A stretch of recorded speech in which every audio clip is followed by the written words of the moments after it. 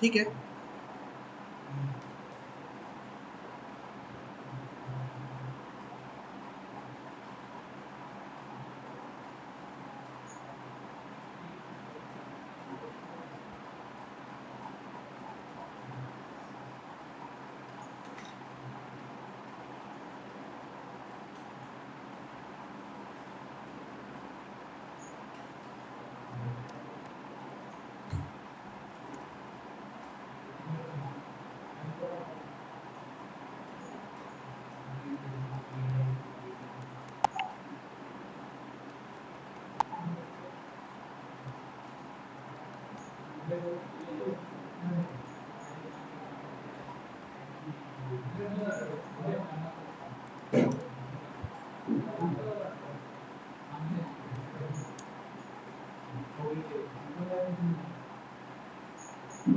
Okay, तो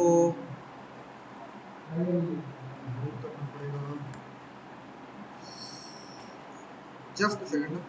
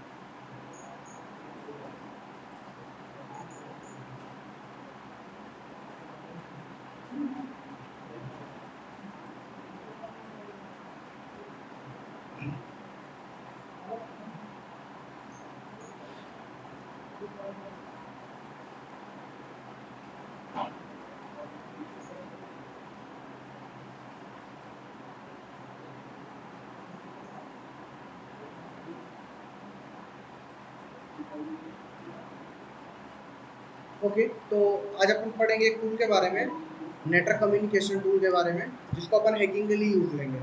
किसी ने यूज किया है नेटकट पहले कभी, या सुना है नेटकट के बारे में?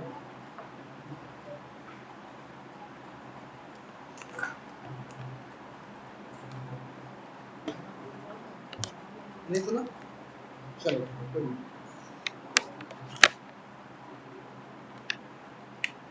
कहीं पे कोई भी चीज़ समझ ना आए तो पूछ लेना, ठीक है? अगर लगे जगह ज़्यादा स्पीड चल रहा हूँ मैं तो बताना मुझे, ठीक है?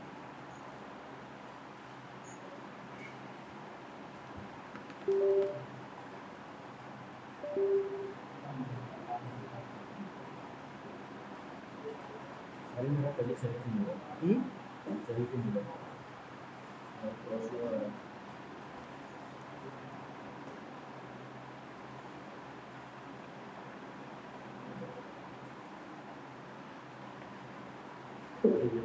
हाँ? क्या? ताली पे आ जाओ, चल सकता है, यहाँ पे भी हो जाएगा, काम अपना हो जाएगा, रेडी, ठीक है? एक बार एनसी लिख के एंटर करो। हाँ, N C hyphen H, N N N C space hyphen H, enter करो। हाँ, हो रहा है वो, ठीक है। चलो, तो अब देखो, इस काम के लिए हमें ना 2 मशीन चाहिए रहेगी। तो देखिए, आपके पास मेटा एक्सप्लॉइटेबल मशीन शायद आप लोगों ने सेटअप कर ली होगी। कोई है जिसकी सेटअप नहीं हुई? आपकी नहीं हुई, ठीक है, ओके, आपके में भी नहीं हुई। तो आप क्या करिए, सबसे पहले तो एक जगह से आपको वो फाइल को डाउनलोड करनी पड़ेगी, ठीक है? तो गूगल पे आते हैं,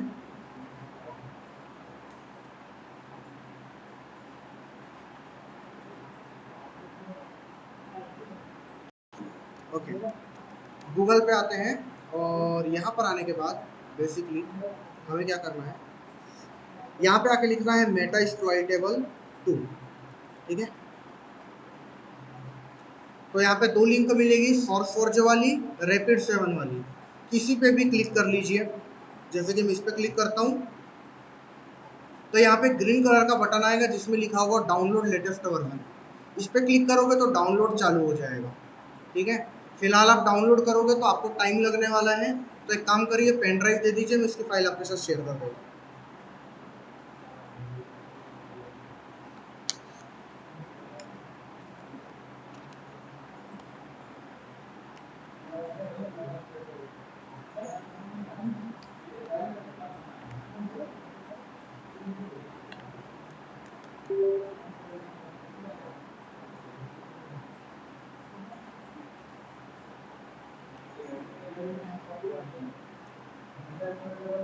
यस, पेन ड्राइव है आप लोगों के पास, जिस जिसके पास नहीं है पेन ड्राइव।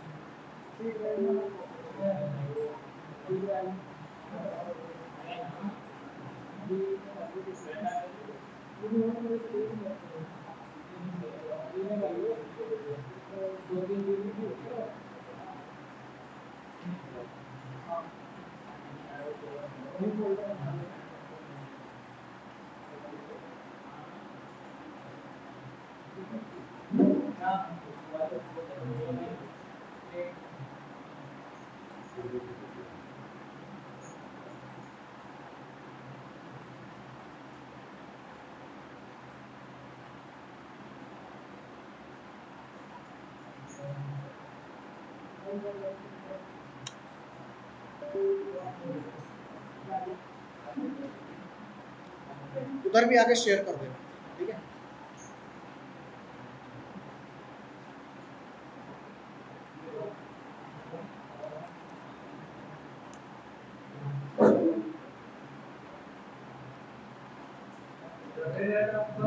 हाँ, क्या बोल रहे हो? मैं ही बताऊंगा। हाँ, कल बताएंगे, कल। आज मैं आपको एक टूल के बारे में और बता देता हूँ, नेटकट के बारे में, वो थोड़ा सा इंपॉर्टेंट है। ठीक है, मेटा एक्सप्लॉइटेबल में सेटअप करा देता हूँ। टेल फोएस पढ़ाऊंगा आगे चल के, टाइम आने पढ़ाऊंगा। ठीक है, नहीं नहीं, नेटकट उसके लिए है नहीं, बातचीत करने के लिए नेटवर्क में। टेल्स, टेल्स ऑपरेटिंग सिस्टम है लिनक्स बेस्ड।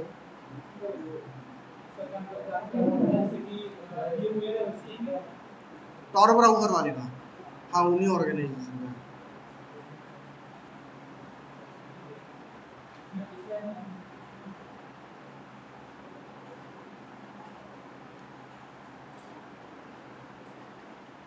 कोई है जिसका में रेड हैट नहीं है सेटअप? आपके में नहीं है? और सेटअप अपने सिस्टम में सेटअप कौन है जिसने रेड हैट नहीं किया है? आपके में सेटअप है? नहीं है तो बताओ, हाथ उठाओ। है? आपके पास नहीं है ना बस। ठीक है, फाइल ले लो आप। ठीक है, मैं सेटअप करवा दूंगा।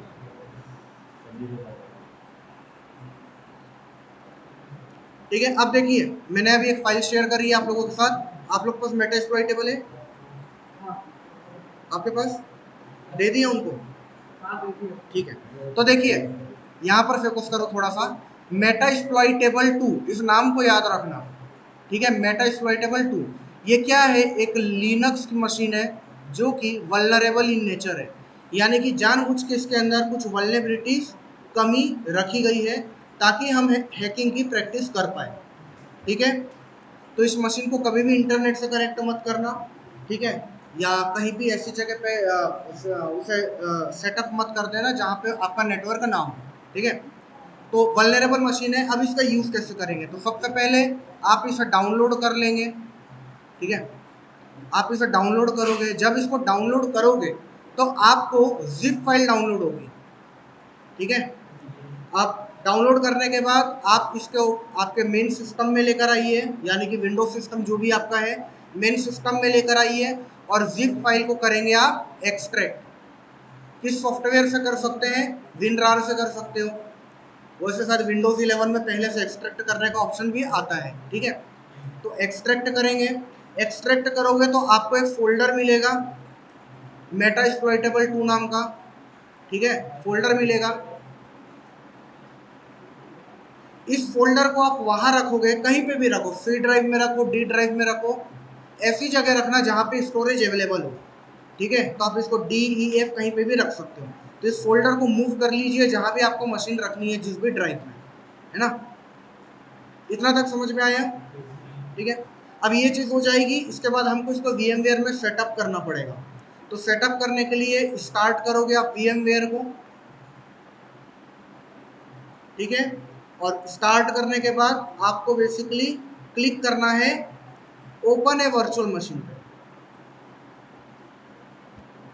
ओपन ए वर्चुअल मशीन, और हम इसे सेटअप कर लेंगे। ठीक है, तो मैं भी आप लोगों के साथ साथ करता हूँ, आप इस तरीके से अपने डिवाइसेस में सेटअप कर लो। आ चुका है सबके पास फाइल, जिप फाइल। तो सबसे पहले मैं क्या करूँगा, काली को बंद कर देता हूँ थोड़ी देर के लिए।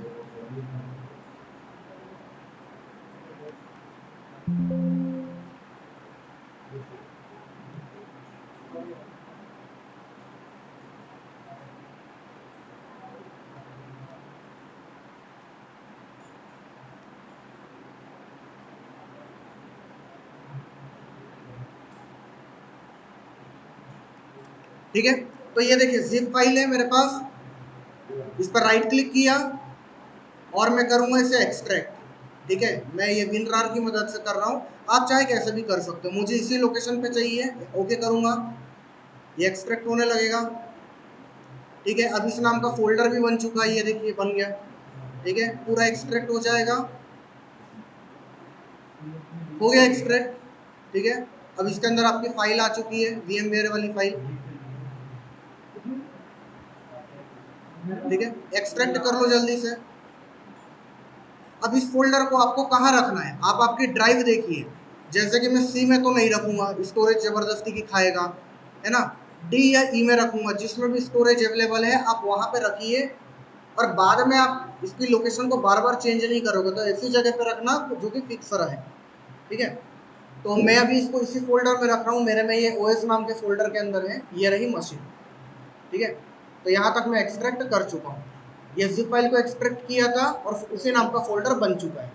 तो आप भी एक्सट्रैक्ट कर लो जल्दी से।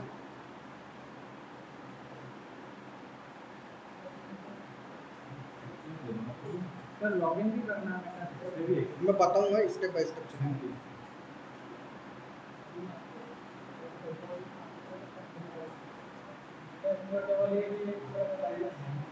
हाँ लिनक्स।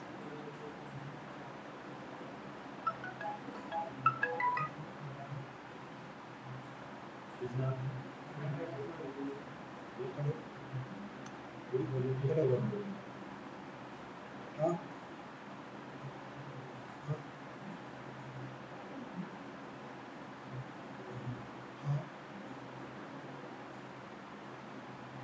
क्यूआर भी शायद आता होगा अभी। हाँ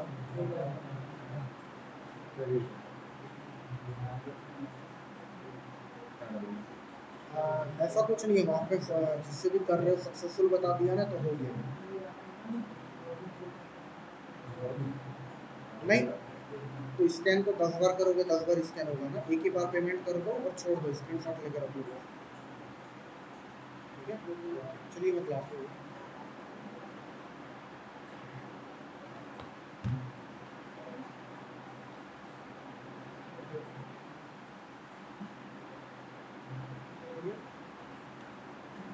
आप लोगों का हो गया इधर?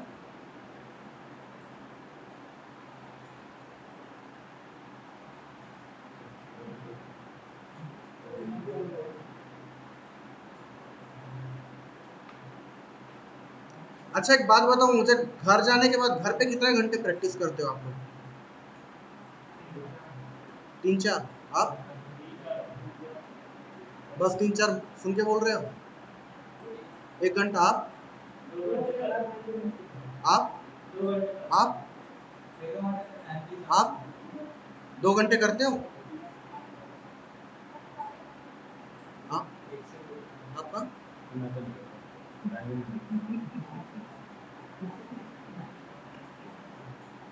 बिना प्रैक्टिस के नहीं होने वाला। यहाँ पे मैं आके पढ़ा के चले जाऊंगा, यहाँ पे समझ में आएगा, क्लास से बाहर निकलोगे पूरा जीरो हो जाएगा।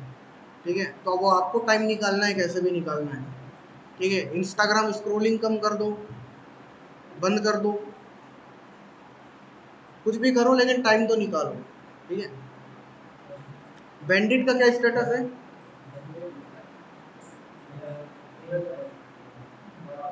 कमांड्स भी उसके लिख के रखने हैं नोट्स में, सिर्फ वो फाइल में नहीं, नोट्स में लिख के रखना है कि ये कमांड ये करता है। और उन कमांड को डेली बेसिस पे आप यूज भी करके देखिए, ताकि वो माइंड में छप जाए। ठीक है, तो सिर्फ वो लेवल सॉल्व करना हमारा मतलब फोकस नहीं है। कितने लेवल बताइए आप लोगों ने? 5? कल कितने पे थे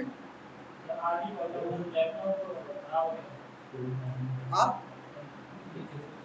कब आगे बढ़ोगे?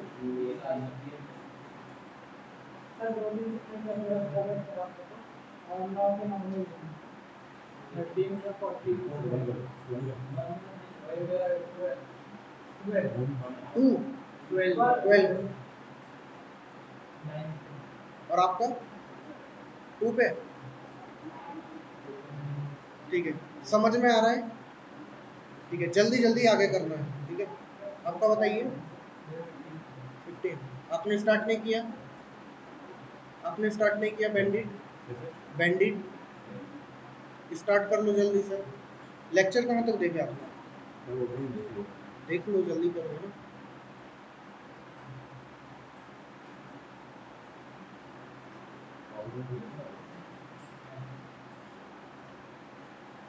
ठीक है, हो चुका है। मैं आई होप आप लोगों का यहाँ तक हो चुका है एक्सट्रैक्ट। अब क्या करेंगे, VMware को रन एज एडमिनिस्ट्रेटर करेंगे।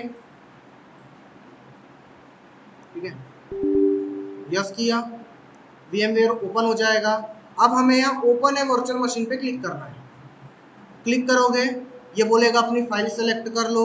आपने जहाँ पे भी एक्सट्रैक्ट करके फोल्डर रखा है उस लोकेशन पे चले जाओ। जैसे मैंने डी में रखा है तो मैं डी में गया, ये मेटा एक्सप्लोरेटेबल का फोल्डर आया, इसमें गया, फिर अंदर गया और ये जो फाइल है इसको सिलेक्ट करके ओपन पे क्लिक कर दिया। ओपन पे क्लिक करने के बाद बाय डिफॉल्ट मेमोरी इसकी 512 MB है, छेड़ने की ज़रूरत नहीं है। प्रोसेसर 1 है, छेड़ने की ज़रूरत नहीं है। हार्ड डिस्क भी 8 GB है, छेड़ने की ज़रूरत नहीं है, कुछ भी नहीं छेड़ना है। और इसको आप पावर ऑन कर लेंगे। कुछ ऐसा कुछ आएगा, इसको ओके कर देंगे। ऐसा कुछ आएगा तो इसको आई कॉपी डिट पे क्लिक करोगे, ठीक है, और मेटा एक्सप्लोरेटेबल आपका ऑन होने लगेगा। यहाँ तक करो जल्दी से।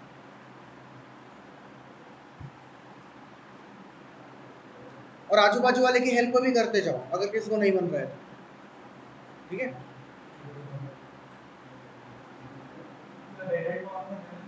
हाँ, रेडेड बंद कर दो, बंद कर, रेडेड कल चालू करेंगे।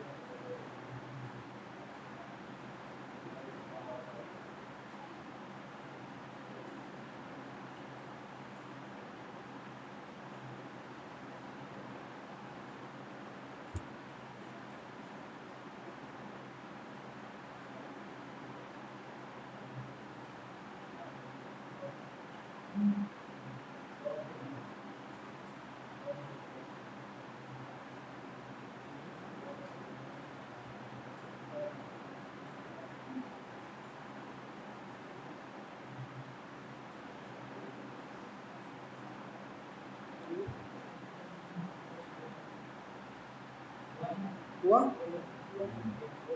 आपका, ठीक है। अब ये देखिए यहाँ पर मेटा एक्सप्लोरेटेबल 2 का बैनर आ रहा है, मशीन चालू हो चुकी है। यहाँ पर इसके आईडी पासवर्ड लिखे हैं, MSF एडमिन यूजर नेम है और MSF एडमिन पासवर्ड है, ठीक है। तो लॉगिन करने के लिए हमें यहाँ पर क्लिक करना पड़ेगा। अब इस चीज़ को समझो, अभी मैं कहाँ हूँ, अभी ये जो मेरा कर्सर है ये बाहर है, VM के बाहर है। मैं क्लिक करूँगा तो अंदर चला गया। अब अगर मैं मूव करूं तो मूव नहीं होगा, मुझे वापस बाहर आना है तो मैं कंट्रोल प्लस ऑल्ट दबाऊंगा।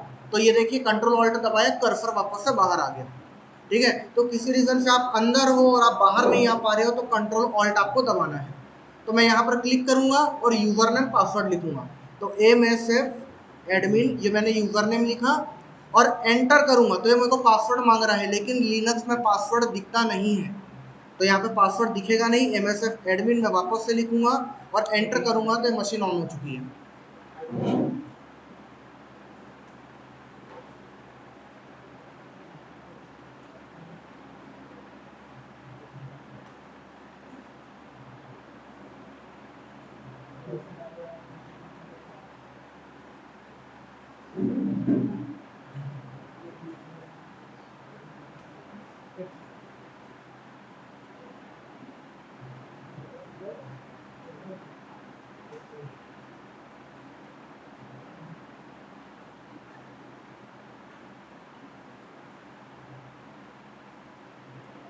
हो गया लॉगिन, ठीक है। अब देखो जब लॉगिन किया यहाँ पे तो हमको यहाँ पे टर्मिनल आ चुका है, ठीक है, ब्लिंक कर रहा है जो टर्मिनल ये रहा। और यहाँ पे बता भी रहा है, पहला वाला वर्ड क्या बताता है, ये क्या है, यूजर नेम। @ के बाद क्या है, ये क्या है, होस्ट नेम, ठीक है। अब यहाँ पे एक चीज और पता चल रही है हमें, वो बताइए क्या है, रूट यूजर है, डॉलर का मतलब नॉर्मल यूजर, और यूजर का नाम क्या है, MSF एडमिन, ठीक है। मैं एंटर प्रेस और यहाँ पे क्लिक करूंगा, अगर मैं एंटर प्रेस करूँ तो कुछ नहीं है, टर्मिनल में मैं और नीचे जा रहा हूँ। अब अभी मैं नॉर्मल यूजर हूँ, मुझे IP देखनी है, क्या कमांड लगाएंगे, IF config, ठीक है। तो इसकी IP देख सकते हैं हम, ये रही IP। इसके अंदर आपको iNet के अंदर IP दिखेगी, 145.194 मेरी IP है, ठीक है। तो इस तरीके से आप काली भी मशीन भी अगर ऑन करोगे, काली से इस पर पिंग कर सकते हो, इससे काली को पिंग कर सकते हो, इसमें कोई भी दिक्कत नहीं है। राइट, यहाँ तक क्लियर है। अब हम क्या करते हैं, काली मशीन को भी ऑन कर लेते हैं। ठीक है, काली मशीन को भी ऑन कर लो।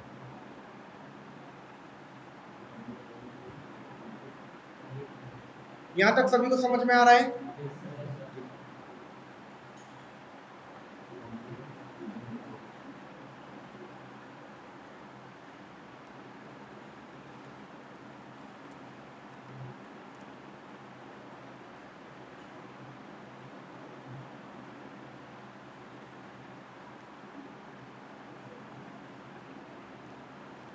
अब देखिए मैं काली मशीन पे आ चुका हूँ।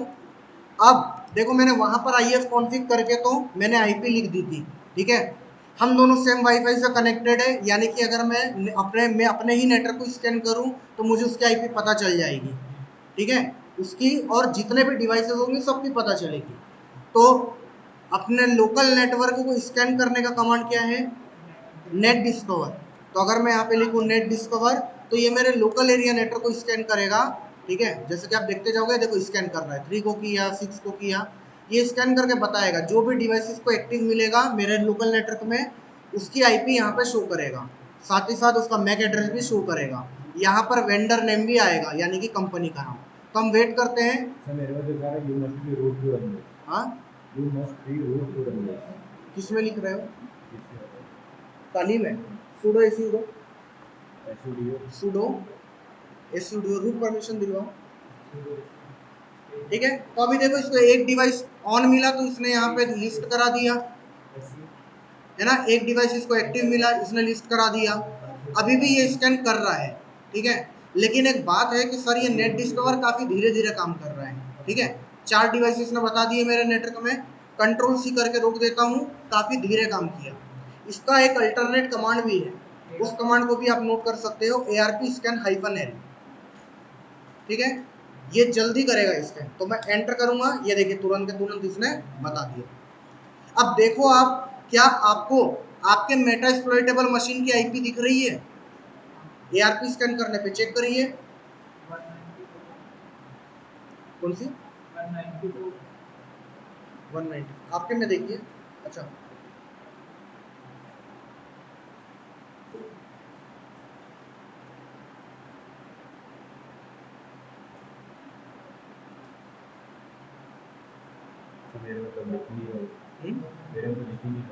होगा ना, ऊपर स्कैन हो रहा है, देखो ऊपर ऊपर टॉप पे, ये देखो स्कैन हो रहा है ना, धीरे धीरे काम करेगा, जैसे मिलेगा वैसे। मेटा एक्सप्लॉइटेबल चालू तो है, मेटा एक्सप्लॉइटेबल चालू है ना। हाँ,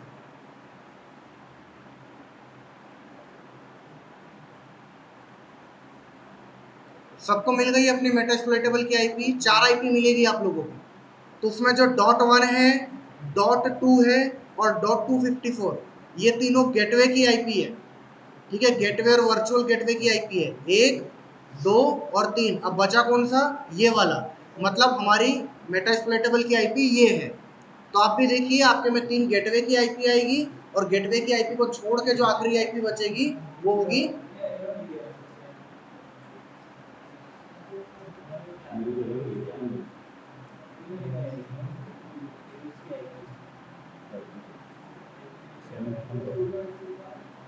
ये ब्रिज पे है ना। मशीन को बंद करिए, इसको नेट पे करिए। ठीक है, एक बात का ध्यान दो, अगर आपकी मशीन NAT पे सेट होनी चाहिए, काली मशीन अगर ब्रिज पे सेट होगी तो पूरे ये सेंटर के दिखाएगा वो, या जितने भी डिवाइसेस है। तो NAT पे आपकी काली मशीन सेट होनी चाहिए। नेटवर्क सेटिंग में कैसे देखोगे, काली लिनक्स पर राइट क्लिक करोगे, इधर देखिए, काली लिनक्स पर राइट क्लिक करोगे, ये जो नाम है साइड में, यहाँ पर सेटिंग्स पर जाओगे, तो ये नेटवर्क सेटिंग में जो है ये NAT पे होना चाहिए, नेट पे, नेटवर्क एड्रेस ट्रांसलेशन पे।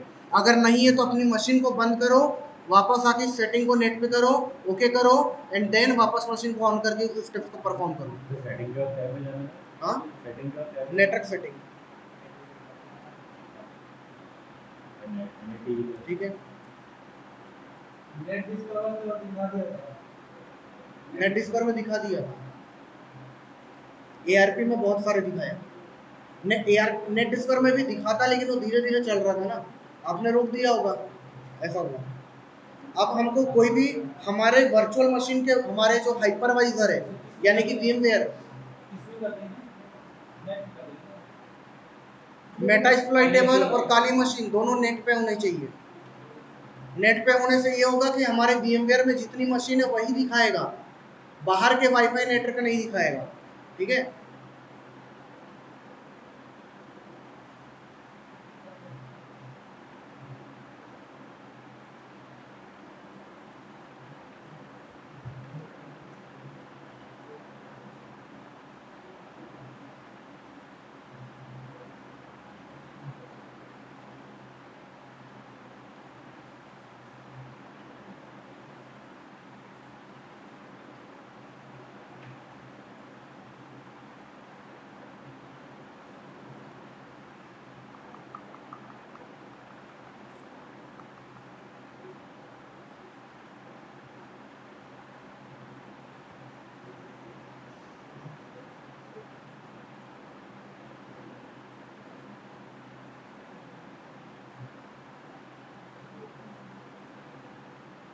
अच्छा, ये चीज क्या है, ये क्या है, पहला पेयर क्या बताता है, दूसरा, तीसरा और आखिरी के 3, ठीक है।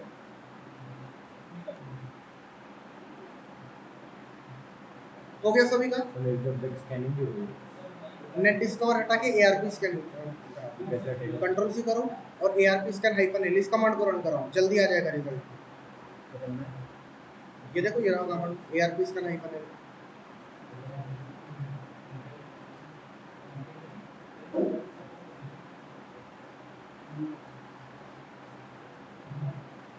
क्या हुआ,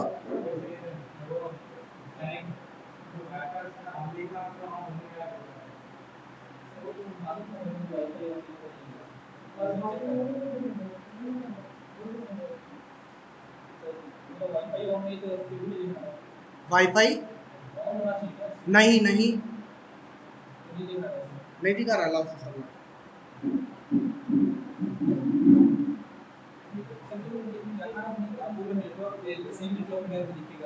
हाँ ये क्या काली या रेड इसी सब का है ना,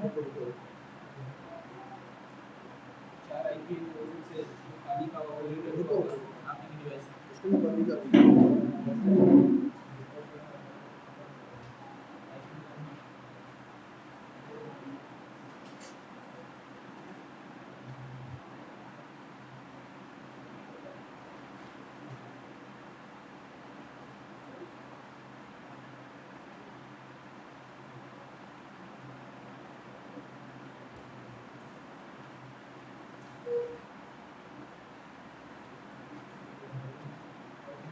यहाँ पे देखो प्राइवेट आईपी नहीं आ रही, प्राइवेट आईपी क्यों नहीं आ रही, क्योंकि यहाँ कनेक्टेड नहीं है, ठीक है, तो यहाँ डिसकनेक्टेड बता रहा है, तो सर्विस।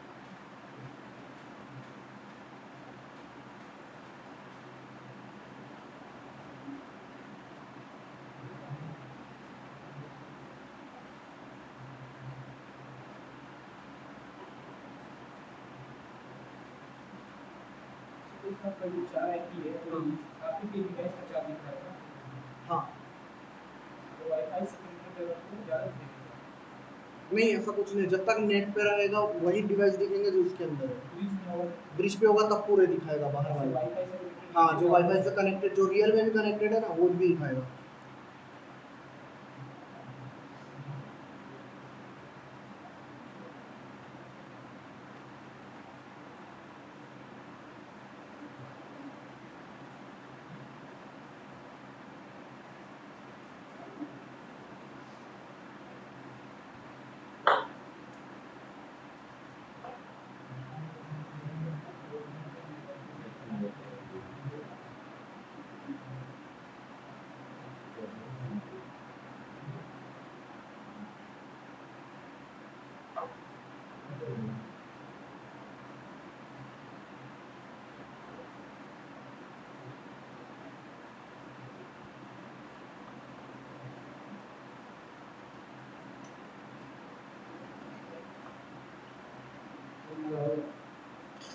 और किसी को भी दिक्कत आ रही है बताओ।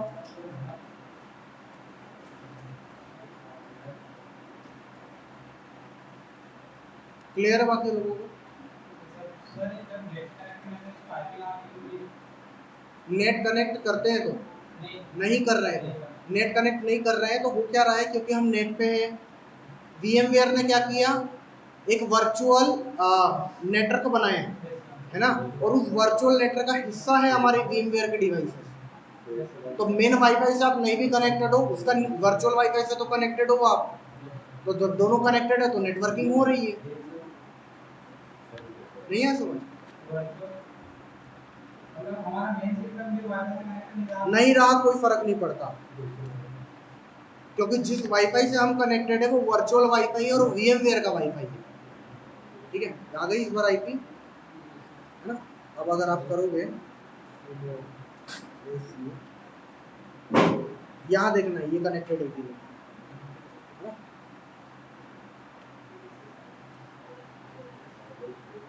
ओके, सबका हो गया यहाँ तक। अब टर्मिनल को साफ कैसे करेंगे, क्लियर लिखेगा, टर्मिनल क्लियर हो जाएगा। ठीक है, अब हमारे पास दोनों मशीन हमने ऑन कर चुकी है। अब बढ़ते हैं नेटकेट वाले कंसेप्ट पे। ठीक है, तो व्हाइट बोर्ड पे आ जाता हूँ मैं।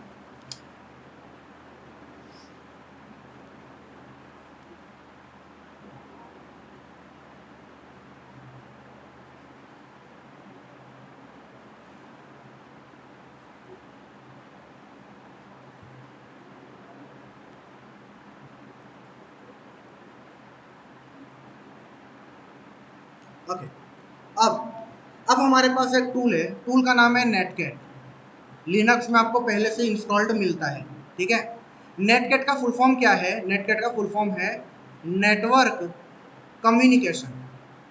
यानी कि किसी भी तरीके का नेटवर्क हो, चाहे वो लोकल एरिया नेटवर्क हो या वाइड एरिया नेटवर्क है, उसके बीच में अगर दो होस्ट को आपस में बातचीत करना है, यानी कि दो सिस्टम को आपस में बातचीत करना है, कम्युनिकेट करना है, तो उसके लिए नेटकेट का यूज किया जाता है। ठीक है, अब नेटकेट काम कैसे करता है, हमारे पास दो सिस्टम है, system A and system B. ठीक है, अब जब कनेक्शन बनाना है तो दोनों में से किसी ना किसी को पहले तो रिक्वेस्ट भेजनी पड़ेगी। जैसे कि आप आपके फ्रेंड को कॉल करते हो तो क्या करते हो, कम्युनिकेट करते हो।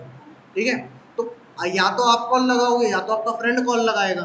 तो यहाँ पर भी ऐसे ही होता है, दोनों में से किसी ना किसी को रिक्वेस्ट भेजनी पड़ेगी।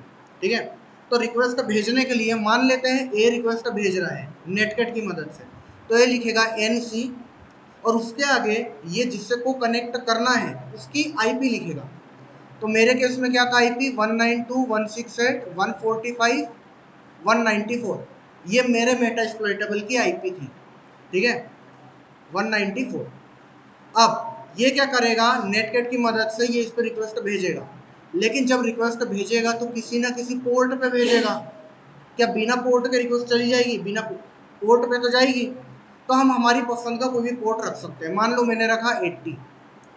ठीक है, तो ये बन गया सेंडर का कमांड जो सेंड कर रहा है रिक्वेस्ट को। ठीक है, अब अगले को उसी पोर्ट पे अवेलेबल रहना पड़ेगा जिस पे रिक्वेस्ट आ रही है, यानी कि पोर्ट 80 पे ही रहना पड़ेगा। ठीक है, तो एक करेगा, एक रिक्वेस्ट को भेजेगा, दूसरा क्या करेगा, उसको रिसीव करेगा यानी कि लिसन करेगा, है ना। और लिसन करने के लिए उसको अपना पोर्ट ओपन करना पड़ेगा और लिसनिंग चालू करनी पड़ेगी। ठीक है, तो वो भी अपनी नेटकेट की मदद से करेगा। वो क्या करेगा, वो लिखेगा NC, फिर लिखेगा -L, मतलब वो लिसन करना चाहता है। V फॉर वर्बोस, ताकि रियल टाइम डेटा दिखाते रहे, और P फॉर पोर्ट नंबर, जिससे वो बताएगा कि कौन से पोर्ट पे वो लिसन करना चाहता है। तो इसने लिखा 80। अगर ये 80 पे भेज रहा है तो इसको 80 पे लिसन करना पड़ेगा। मान लो इसने 80 पे भेजा और ये 90 पे लिसन कर रहा है, तो क्या कनेक्शन बनेगा, नहीं बनेगा। तो इसको उसी पोर्ट पे भेजना पड़ेगा। अच्छा, दूसरी चीज क्या होती है, मान लो ये पोर्ट नंबर 80 पे अवेलेबल है, अगर हमने रिक्वेस्ट भेजी और अगर उसका पोर्ट ओपन नहीं रहा तो क्या कनेक्शन बनेगा, नहीं बनेगा। तो हमको पहले पोर्ट ओपन करना पड़ेगा, यानी कि पहले कमांड कौन रन कराएगा, ये कराएगा जिसको लिसनिंग चालू करनी है, और फिर ये रिक्वेस्ट भेजेगा, क्योंकि पहले अगर पोर्ट ओपन होने के पहले रिक्वेस्ट भेज देगा तो कनेक्शन नहीं बनेगा। ठीक है, तो ये सेंडर है और ये क्या है, रिसीवर, या फिर हम इसे लिसनर भी बोल सकते हैं। लिसनर जो कि सुन रहा है, सुनेगा हमारी रिक्वेस्ट। इतना समझ में आया। अब इसको हम प्रैक्टिकली करके देखते हैं। तो यहाँ पर आ गए मेटा एक्सप्लॉइटेबल पे। अब देखो जब आप मेटा एक्सप्लॉइटेबल वापस आओगे ना, तो ये पूरा का पूरा ब्लैक दिखेगा आपको, ठीक है। तो अंदर क्लिक करना और एंटर प्रेस कर देना, ठीक है। तो ये हमारा टर्मिनल ओपन है मेटा एक्सप्लॉइटेबल पे। हम आते हैं काली पे। अब मैंने क्या बताया, पहले लिसनिंग चालू करनी पड़ेगी, ठीक है। तो मैं यहाँ लिखता हूँ NC-LVP। एल का मतलब मेरे को लिसन करना है, वी का मतलब वर्बोस, पी का मतलब मैं पोर्ट नंबर देने वाला हूँ, और मैं पोर्ट नंबर दे दूंगा, ठीक है। तो मैं फिलहाल पोर्ट नंबर इसको देता हूँ। हम कोई भी डायनेमिक पोर्ट देना अच्छा होता है, यानी कि 8000 के ऊपर का पोर्ट आप दो तो वो बेस्ट होता है। तो मैं NC-LVP और मैंने यहाँ पे दे दिया 8080। यहाँ तक क्लियर है। एंटर किया तो ये देखो क्या बोल रहा है, पोर्ट नंबर 8080 पे इसने सुनना चालू कर दिया है। कोई भी रिक्वेस्ट आएगी 8080 पे तो इसे कनेक्ट कर लेगा। तो अब हम आते हैं काली मशीन पे, काली लिनक्स पे आए और यहाँ पे लिखे NC और हमें बस IP लिखनी थी। तो हमने IP क्या लिखी, 194 उसकी IP थी, पोर्ट नंबर था 8080। जैसे मैं एंटर करूंगा तो यहाँ पे ये रुक गया है। लेकिन अगर मैं मेटा एक्सप्लॉइटेबल पे आऊँ तो यहाँ पे देखो क्या बता रहा है कि हम 199 से कनेक्ट हो चुके हैं, दिख रहा है। और 8080 पे कनेक्शन एस्टेब्लिश हुआ था। जैसे ही 8080 पे कनेक्शन एस्टेब्लिश हुआ, अब ये दोनों के कनेक्शन को एक तीसरे डायनेमिक पोर्ट में भेज दिया गया है। 49,000 के ऊपर के जो पोर्ट होते हैं वो डायनेमिक पोर्ट होते हैं। तो यहाँ देखिए अब जो हमारा 40,000 के ऊपर के, तो यहाँ पर जो हमारा कनेक्शन अभी चल रहा है वो चल रहा है 45,448 पे।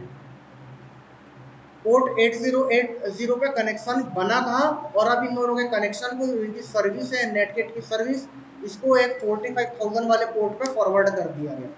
अब यहाँ पे कनेक्ट बन चुका है।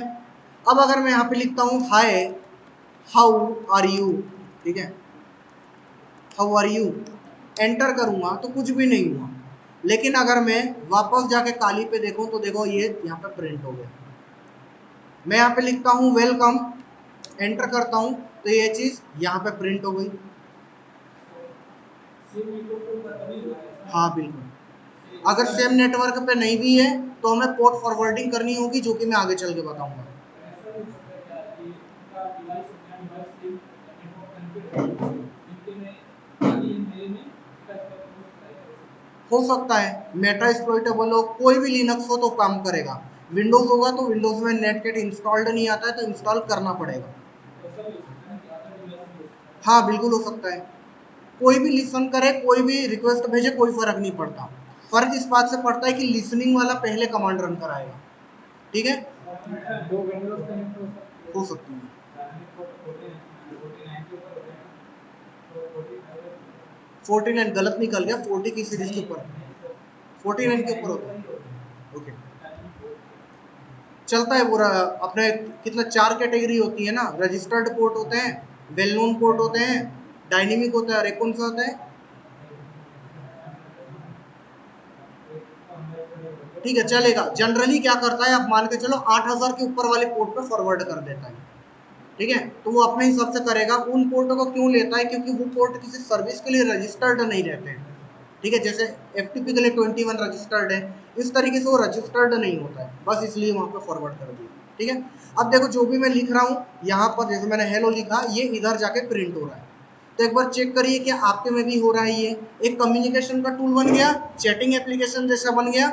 जैसा व्हाट्सएप में हम करते हैं, मैं जो लिखता हूँ आपके में दिखता है, वो आप जो लिखते हो मेरे में दिखता है। उसी तरीके का एक कम्युनिकेशन चैनल बन गया है हमारा। तो दोनों सिस्टम के बीच में कनेक्शन एस्टेब्लिश हुआ है, और हम चैटिंग ऐप की तरह इसको यूज कर पा रहे हैं। सर ये आईपी कौन सी वाली लिखी आपने? हाँ, आईपी कौन सी वाली लिखी? एक ये मैंने लिखी मेटा एक्सप्लॉइटेबल की। दोनों जगह पे एक दूसरे की IP लिखोगे, मतलब सॉरी, IP आप एक ही जगह पे लिखते हो जिससे भेजते हो। लिसनिंग वाला IP नहीं लिखेगा, वो सिर्फ पोर्ट नंबर लिखेगा, ये वाली लिखी है। ठीक है। तो ये रहे कमांड, इसको आप अप्लाई कर लीजिए। ये वाली लिखी है।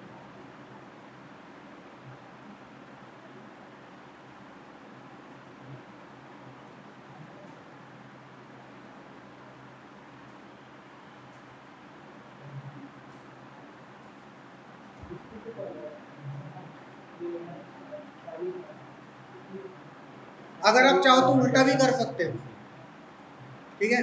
आप मेटास्प्लॉइट आप ताली पे लिसन कर दो, मेटास्प्लॉइट से रिक्वेस्ट भेज दो, कोई फर्क नहीं पड़ेगा।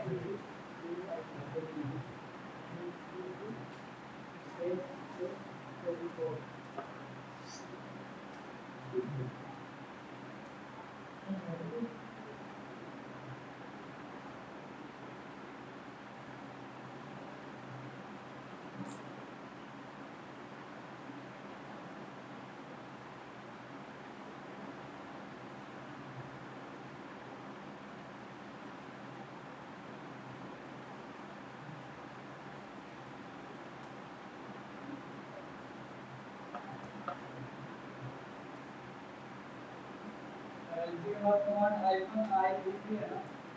कहाँ पे? हाइपन आई नहीं है, एल है। एल फॉर लिसनिंग, याद रखो।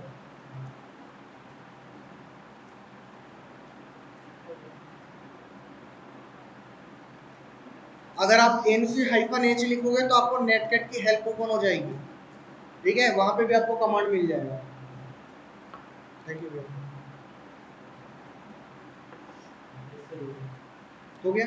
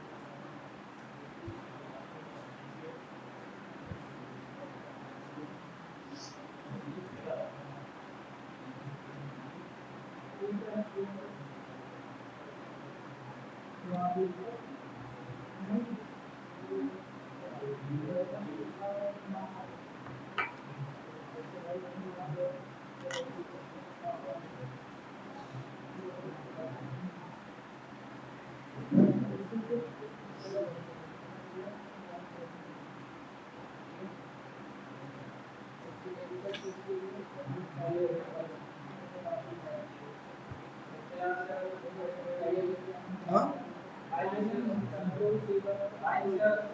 कर सकते हो, आराम से कर सकते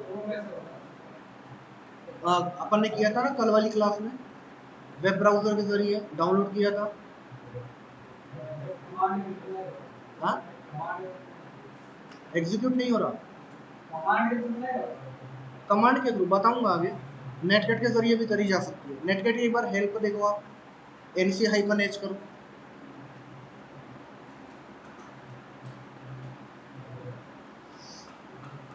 हो गया, चलो। अब हम इसको एक स्टेप आगे ले जाएंगे, ठीक है। कंट्रोल सी करके मैं रोक दूंगा, जैसे मैं रोकूंगा उधर से भी कनेक्शन टूट जाएगा। हाँ, किनका? पहले लिसनर ऑन करो, पोर्ट सही था। कंट्रोल सी कर रहे हैं। हाँ, कंट्रोल, ठीक है, चेक करते हैं। टैली में करना है या फिर दोनों में, एक में कर दोगे दोनों जगह कनेक्शन टूट जाएगा।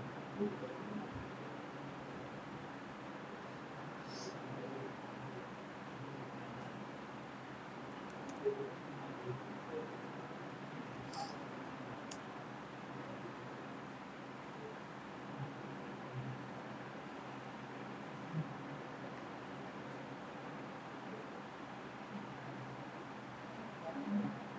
वही कोड मैंने ये इसके कारण हो सकता है क्या? हाँ 20990 वही कोड मैंने किया था, हमने कोई कोड ले रहा है तो उसको तो ये सिस्टम तो अलग अलग है ना, तो दोनों अलग अलग लोकल एरिया नेटवर्क है।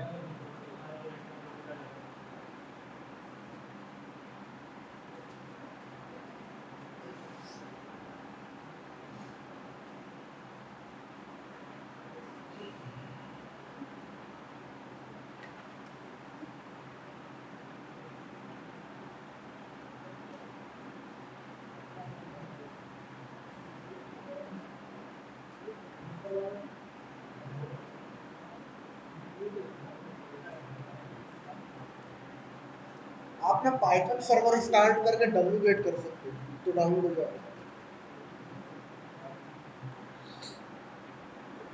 अभी मत करो, आराम से करना, आगे चल के बताऊंगा ही मैं।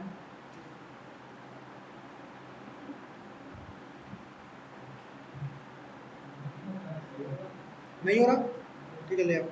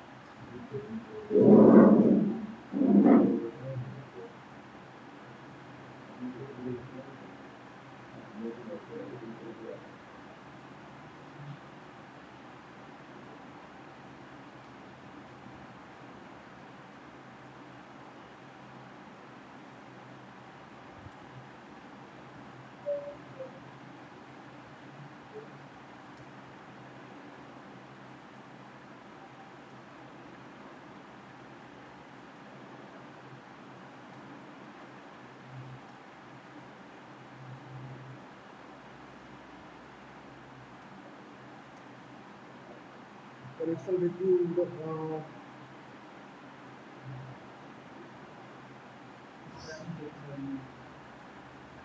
अच्छा सॉरी।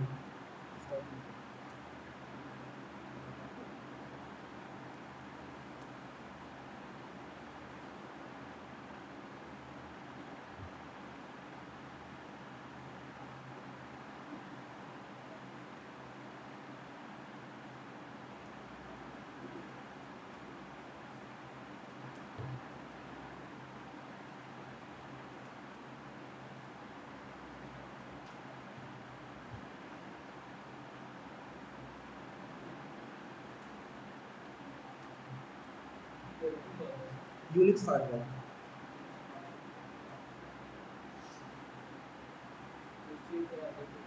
इनबाउंड कनेक्शन अगर ब्लॉक होंगे ना तो एक्सेप्ट नहीं करेगा। दो नेटवर्क अडाप्टर है आपके पास, ये अभी जो सिस्टम लेके गए तो वही है, दूसरा है।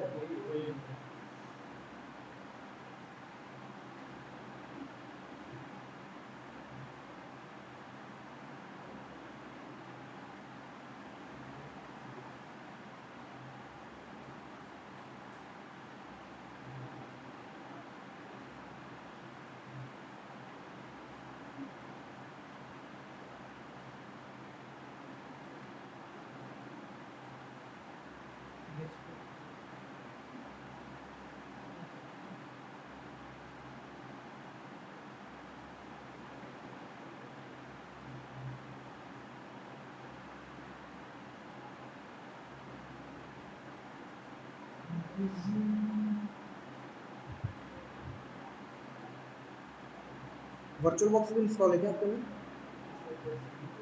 ओरेकल वर्चुअल बॉक्स जब दोनों होते हैं ना तब भी थोड़ी दिक्कतें करते हैं, कोई ना। मेटा एक्सप्लॉइटेबल अभी सेटअप किया था पहले का है।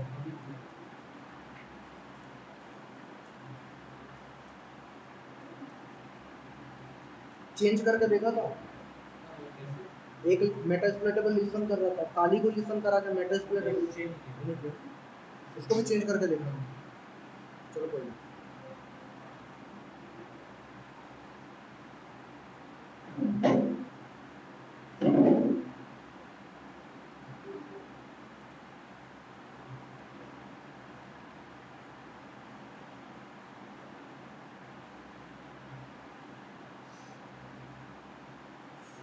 तो ये होस्ट होगी, इस पर 2 एडाप्टर सेट है, तो इसको नेटवर्क एडाप्टर 2 को हम करते हैं,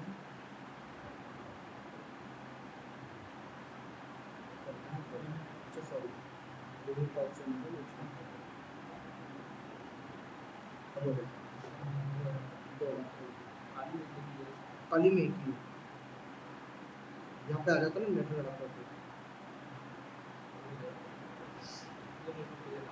ठीक है, तो यही देखो पहला पार्ट अपना जो नेटवर्किंग है ना वो इसलिए इतना इम्पोर्टेंट है, क्योंकि आप लिनक्स में भी आपको दिक्कतें आएगी, आ ही रहा है।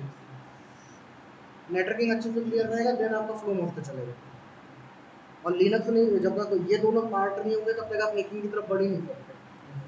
तो अभी मैं इसलिए बेसिक कमांड्स बता रहा हूँ, बेसिक सर्विसेज आपको बता रहा हूँ।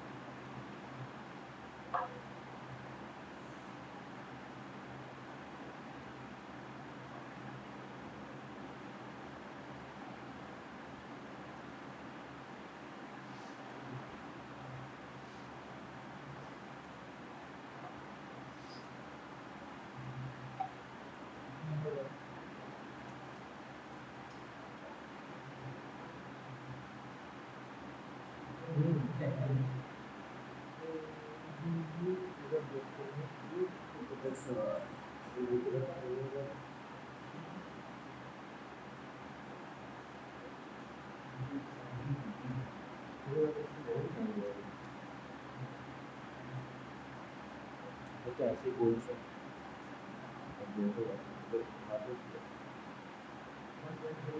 नहीं अभी रिस्टोर किया ना पहले तो चेंज हो गई होगी 183 120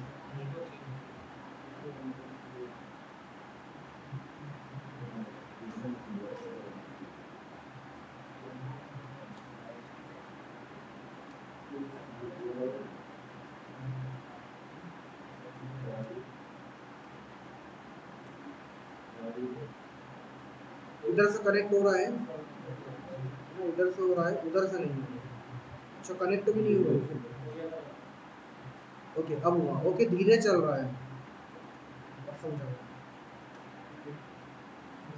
अब रुको दूसरा साइड से भी देखते हैं ना दिक्कत क्या है, वो भी तो पता करना पड़ेगा, वन साइड क्यों ले रहा है ये।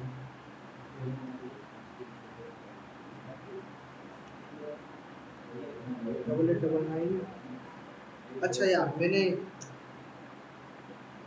यहाँ पे आईपी गलत लिख दिया, आईपी हमने नेटवर्क यूज किया तो आईपी मैंने बाद में चेक करी, पहले तो हम इसको भेज रहे थे, आईपी तो चेंज हो चुकी है ना। ठीक है अब कर लो। ओके अब हम ये जो नेटगेट है इसको एक लेवल और अप ले जाएंगे, ये है तो कम्युनिकेशन का टूल, अब हम इसको हैकिंग के लिए परफॉर्म करेंगे। ठीक है, सामने वाले सिस्टम का शेल लेंगे नेटगेट के जरिए और फिर वो सिस्टम हमारे कंट्रोल में आ जाएगा। ठीक है, तो इस चीज को पहले मैं बताऊं, मुझे ये बताइए बिन फोल्डर में क्या होता है। यस, बिन फोल्डर में क्या होता है, रिवीजन करके नहीं आ रहे। हाँ बाइनरी से मतलब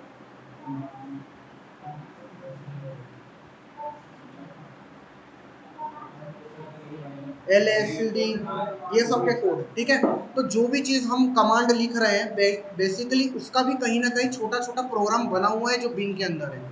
ठीक है, अब एक बात सोचो, जब आप टर्मिनल पे क्लिक करते होंगे है ना, तो उस टर्मिनल की भी कहीं ना कहीं फाइल होगी, राइट। जब हम टर्मिनल पे क्लिक करते होंगे तो वो फाइल रन होती होगी, ट्रिगर होती होगी। ठीक है, अब ये जो टर्मिनल की फाइल है कहाँ मिल सकती है, बिन। हाँ नहीं नहीं बिन में मिलेगी, बिन में मिलेगी वो।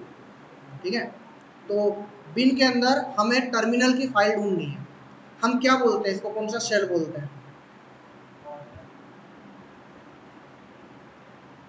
बैश। बैश के बारे में सुना है, बैश प्रोग्रामिंग, बैश स्क्रिप्टिंग। तो ये जो काली जो लिनक्स के हम कमांड लिखते हैं ये बेसिकली बैश के कमांड है। ठीक है, और ये जो हम टर्मिनल जिसमें लिख रहे हैं ये बेसिकली बैश है। तो अगर मैं उस फाइल को रन करा दूं बैश वाली फाइल सामने वाले सिस्टम पे, तो क्या होगा, टर्मिनल रन हो जाएगा, है ना। और टर्मिनल रन हो गया तो मेरे पास कनेक्शन आ गया, तो फिर वो सिस्टम मेरे कंट्रोल में हो जाएगा। ठीक है, तो कमांड लिखा है यहाँ पे हाइफन ई। हाइफन ई का मतलब क्या है, बोल रहा है program to execute after connect, यानी कि कनेक्ट करते ही कौन सा प्रोग्राम रन कराना है। ठीक है, मान लो मैंने कोई फाइल का नाम दे दिया, तो क्या करेगा, जैसे ही कनेक्शन बनेगा उसके बाद वो फाइल को रन करा देगा। अब मैंने क्या बोला, मैं ये बोल रहा हूँ, देखो यहाँ पर cd bin, बिन में आओगे ls करोगे तो यहाँ पे आपको एक फाइल मिलेगी। ठीक है, /bin, यहाँ पर आपको फाइल मिलेगी बैश नाम की। ठीक है, BASH, ये रही, ये रही। ये क्या है, ये हमारा वो टर्मिनल को जब आप क्लिक करते हो तो ये फाइल रन होती है बैश वाली। इसको देखना चाहो तो देख सकते हो, लेकिन देख नहीं पाओगे क्योंकि ये ऐसा है। ठीक है, एनक्रिप्टेड फॉर्म में है, तो पढ़ नहीं पाओगे इसको, लेकिन ये वो फाइल है जो कि रन होती है ना। ls-grep बैश, ये है वो बैश वाली फाइल। ठीक है, साथ ही साथ एक कमांड और मैं आपको बताता हूँ। एक कमांड होता है पाइपिन, इसको पाइपिन बोलते हैं। ठीक है, इसका मतलब ये होता है कि पहले ls रन कराओ, उसके बाद राइट वाला कमांड रन कराओ। ठीक है, और राइट में मैंने क्या लिखा है, ग्रैप। ग्रैप का मतलब ये होता है कि जो सर्च करके या लोकेट करके दो, जो भी मैं दे रहा हूँ इसी जगह पे, दूसरे फोल्डर का नहीं, इसी फोल्डर का। तो मैंने बोला कि लिस्ट कराओ, और लिस्ट करा के ग्रैप करो बैश, जिस भी फाइल में या जो भी फोल्डर बैश लिखा हुआ है उसको ग्रैप करो, तो जिसमें भी बैश आ रहा है वो आ गया। तो 2 लिनक्स कमांड और पता चले यहाँ से आप लोगों को, क्लियर है क्या। ग्रैब का मतलब है कि आप सर्च करो या फिल्टर करके दो, ग्रैब करके लो। ठीक है, तो मैंने इसको बोला कि ग्रैब करो बैश को, इसका मतलब ये है कि इस फोल्डर में जिस भी फाइल या फोल्डर का नाम बैश में बैश होगा उसको आप लेकर आओ। तो ये बैश नाम का फाइल थी, ये लेकर आ गया। बैश बग नाम की थी, इसमें भी बैश आ रहा था, इसमें भी बैश आ रहा है, इसमें भी बैश आ रहा है। तो इसने क्या किया, सभी बैश वाले इसको वो कर लिए। इसी तरीके से अगर मैं जैसे कि मान लीजिए,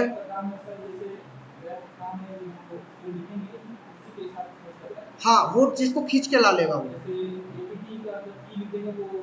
हाँ पी वाला पूरा लेकर आएगा, बिल्कुल बिल्कुल। ठीक है, तो कहीं पे भी अगर आपको फोल्डर के अंदर से फिल्टर करके लाना हो डेटा या ग्रैब करना हो तो आप ग्रैब यूज करोगे। ठीक है, अब यहाँ तक समझ में आया। अब हम क्या करने वाले हैं, जैसा कि मैंने बताया था नेटकेट में कमांड था, इसके हेल्प ओपन करने पे हाइफन ई। हाइफन ई पे क्या बोल रहा है, इस फाइल को रन करा दो आफ्टर कनेक्शन, और किस पे रन होगी, जिस पे ये कमांड रन होगा, हाइफन ई वाला। तो मैंने सोचा कि क्यों ना मैं जो नेटकेट का कमांड लिख रहा हूँ उसके आगे में मैं हाइफन ई लगा के बिन बैश दे दूँ। तो क्या होगा, कनेक्शन बनते ही टर्मिनल की फाइल ट्रिगर हो जाएगी विक्टिम के सिस्टम पे, और हमें उसका शेल मिल जाएगा। ठीक है, तो अभी भी यही करने वाला हूँ। मैं आया मेटा एक्सप्लॉइटेबल पे। ठीक है, अभी देखो यहाँ कुछ भी नहीं दिख रहा है, ये बार बार ब्लैक हो जाता है। तो आप अंदर क्लिक करें और एंटर प्रेस करें तो वापस से दिखने लगेगा। ठीक है, अब मैंने लिखा NC-LVP, पोर्ट नंबर 9898 दे दिया इस बार, और मैंने लिखा हाइफन ई, मतलब एग्जीक्यूट कराओ। किसे एग्जीक्यूट कराओ, बिन फोल्डर के अंदर एक बैश नाम की फाइल है। जैसे कनेक्शन बनेगा बैश नाम की फाइल मेटा एक्सप्लॉइटेबल पर रन होगी। ठीक है, अब एंटर कर दिया, लिसनिंग चालू हो गई। अब काली मशीन पे आता हूँ, यहाँ पर मैं करता हूँ नेटकेट 192C से कनेक्ट करता हूँ। पोर्ट नंबर क्या दिया था मैंने, 8989 9090।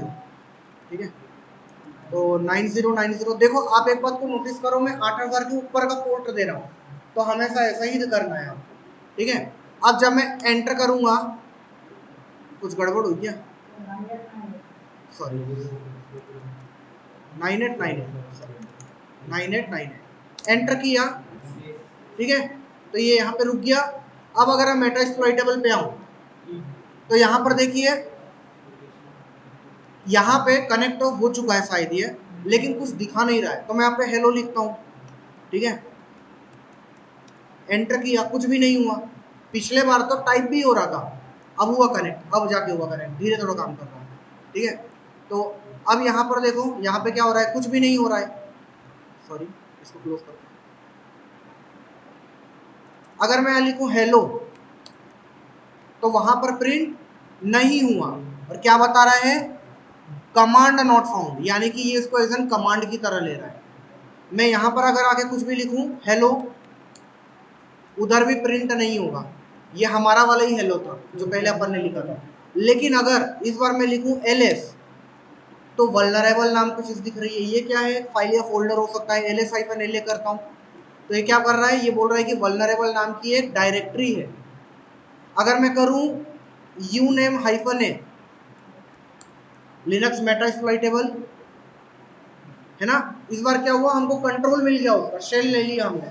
ठीक है, मैं अगर होस्ट नेम लिखूं तो मेटा एक्सप्लॉइटेबल, मैं एक फोल्डर बना लेता हूं mkdir, ठीक है, तो कुछ भी नाम से बना लेता हूं। हाँ, मान लेते अपन ने बोला आईफोन, ठीक है, ls करूंगा। अब यहाँ पे फोल्डर बन गया आईफोन नाम का, पहले से मेटा एक्सप्लॉइटेबल था। कंफर्म करते हैं उधर जाके, ठीक है, तो अब तो मेरे को इसको रोकना पड़ेगा, कंट्रोल सी कर दूंगा, कनेक्शन टूट जाएगा। ls करते हैं, ये देखो आईफोन नाम का फोल्डर बन गया। तो नेटकैट के जरिए हमने सामने वाले का शेल ले लिया। सेम चीज हम काली का भी शेल ले सकते हैं, जरूरी नहीं है जिस भी सिस्टम पे आपने बिन बेस रन कराया उस सिस्टम का शेल जाएगा। जैसे कि मान लीजिए मैं यहाँ पे इस बार बिन बेस यहाँ पे नहीं करता हूँ, ठीक है, बिन बेस यहाँ पे नहीं करता हूँ, और मैं काली पे आके मैं बिन बेस करता हूँ। यहाँ पे किया -e/bin/bash, किसका टर्मिनल जाएगा, काली का। एंटर किया। अब अगर मैं यहाँ पे ls लिखूं, देखो इस बार लिस्ट नहीं हो रहा, लेकिन अगर मैं मेटा एक्सप्लॉइटेबल पे करूं, यहाँ कनेक्ट हो चुका है, ls करूं, etc फोल्डर में था मैं, तो etc फोल्डर की सभी चीज आ गई। ls-grep, अगर मैं बैश करूं तो ये ग्रैप करके भी दिखा देगा, ये आ गई, ये चारों फाइल ग्रैप कर ली इसने। अब आया समझ में, यहाँ तक किसी को भी कोई डाउट है तो पूछ लो, एक बार अपने इस पर ट्राई करो।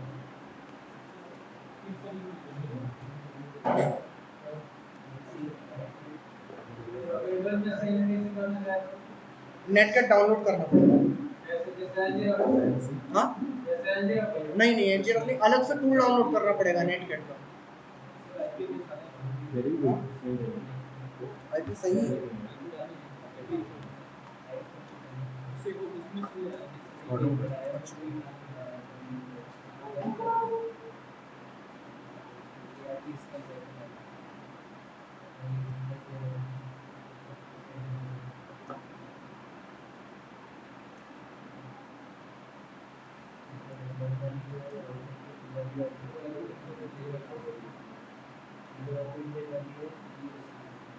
कभी डाले हैं स्पेस मार्जिन ये 192 बोल दिया 183 120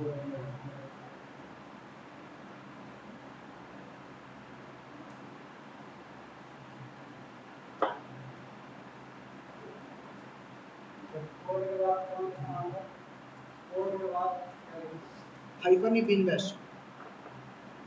नेटकैट की हेल्प ओपन करो, वहां लिखा होगा हाइफन ई।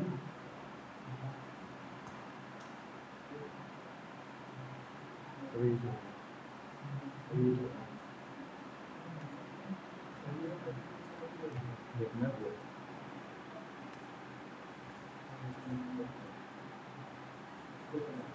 कैसे भी करें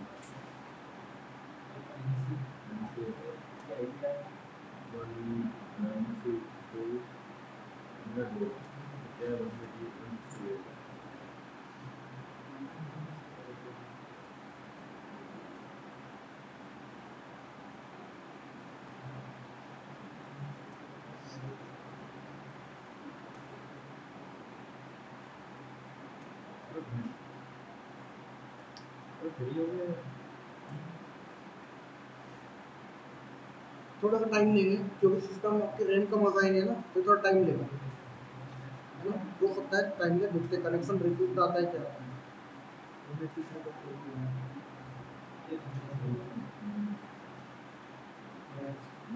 हो गया कनेक्ट।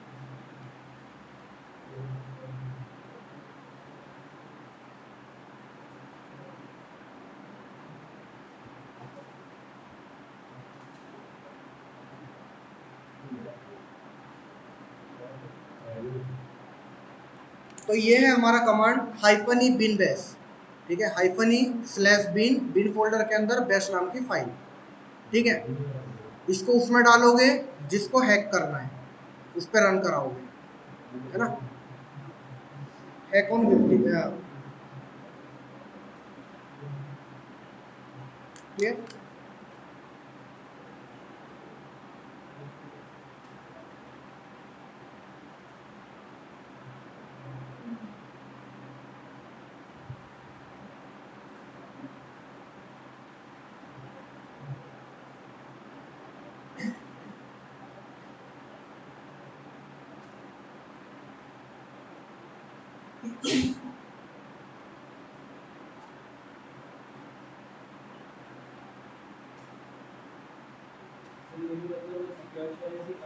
हाँ, सिक्योर शेल थोड़ा सा अलग होता है, क्योंकि बोल सकते हो इसी तरीके से काम करता है, लेकिन एक तो उसका कनेक्शन एनक्रिप्टेड होता है, दूसरी बात वो क्रेडेंशियल्स मांगता है, यूजर नेम पासवर्ड, तीसरी चीज़ है एसएसएच को पहले कॉन्फ़िगर करके उसका एसएसएच अकाउंट बनाना पड़ेगा, तब वो काम करता है। हाँ हाँ, ये भी सेम नेटवर्क पे नहीं हो तो भी चल जाएगा। अगर एसएसएच मान लो, एसएसएच में आप आपके इंटरनेट से कनेक्ट ही नहीं, तो मैं एसएसएच से आपसे बात नहीं कर सकता। बैंडिट पे हम इसलिए कर पा रहे थे क्योंकि वेब सर्वर का जो चालू था, इसलिए कनेक्ट कर पा रहे थे, ठीक है। अब अगर हम चाहें एसएसएच, तो आप दोनों मशीन ऑन करके एसएसएच से कनेक्ट कर सकते हो। आगे चल के एफटीपी और एसएसएच कॉन्फ़िगरेशन बताऊंगा तो उसमें और क्लैरिटी मिल जाएगी।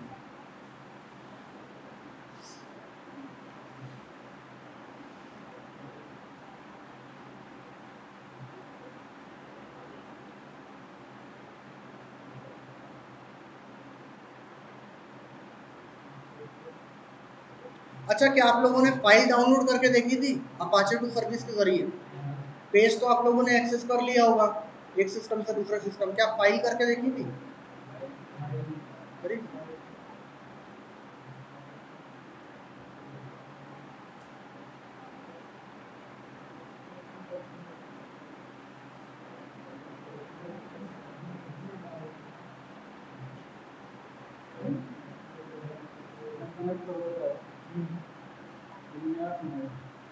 नो राउट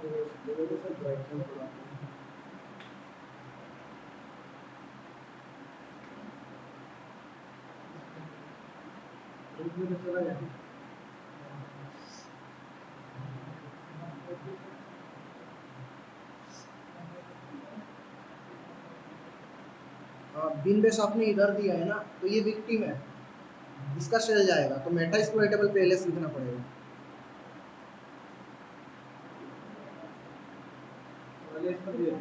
हाँ,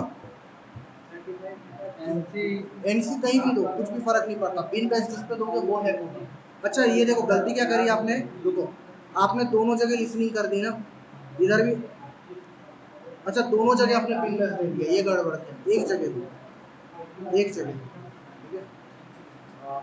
ये रहा आपका कमांड, ठीक है, हाइफन इमेज 8080, उधर में आपको बिन बैश नहीं देना, एक ही जगह पे देना है, इधर कुछ भी नहीं देना है, बस आईपी और पोर्ट नंबर।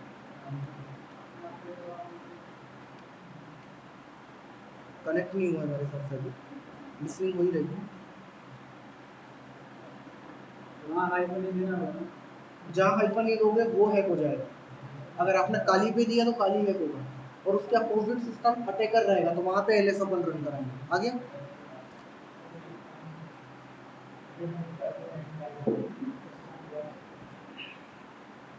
ओके, यहाँ तक क्लैरिटी है सभी को? हो गया आप लोगों का?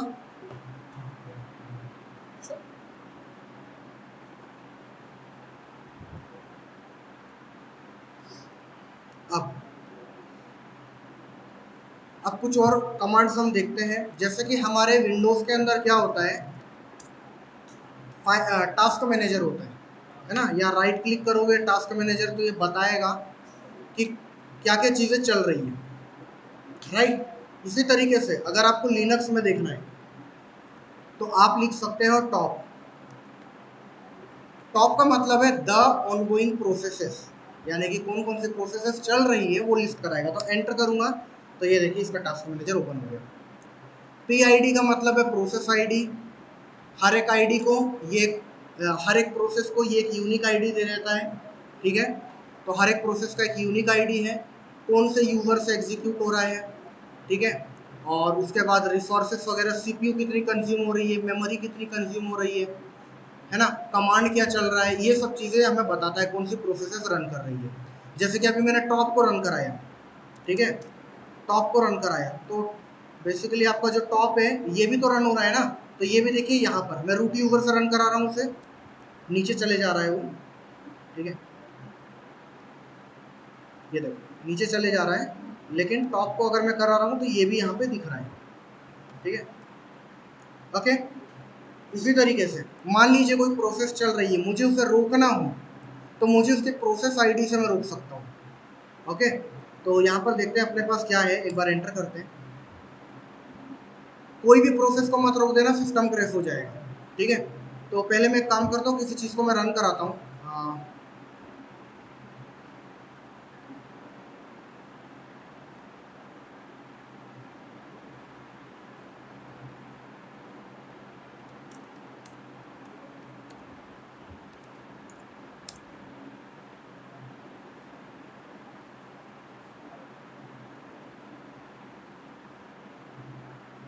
फायरफॉक्स ESR आया, आन लो उसको, दोबारा आन लो, कंट्रोल C। क्या है फायरफॉक्स ESR का प्रोसेस आईडी क्या है, 2316। तो मैं क्या करूँगा यहाँ पे, किल, है ना, उसके बाद 2316 एंटर करूँगा, कोई भी एरर नहीं आई, मतलब वो गया। यहाँ पे पहले दिखा रहा था फायरफॉक्स जो भी चीज़ चलती है, अब वो किल हो चुका है, ठीक है। वापस से करते हैं, एक बार वापस मैंने ब्राउजर ओपन किया, आ गया यहाँ पे वापस से, ठीक है। 3 बार ओपन हो गया है, तो मैं एक ही बार करता हूँ, एक बार ओपन है, वापस से आते हैं टर्मिनल पे, टॉप लिखते हैं, एंटर करेंगे और फायरफॉक्स ESR को ढूंढते हैं। आ गया, दिख गया मेरे को, क्या है, प्रोसेस आईडी 2712।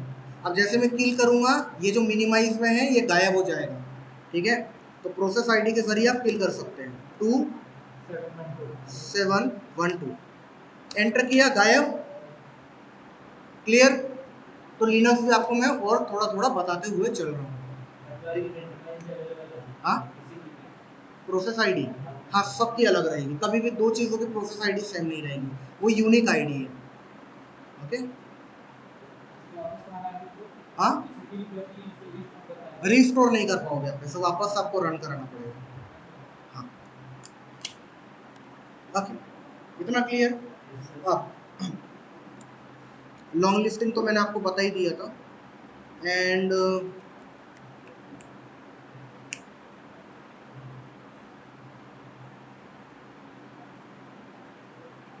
एक टूल और है जिसके ज़रिए आप देख सकते हो कि आपके नेटवर्क में कौन कौन से डिवाइसेस हैं, ठीक है।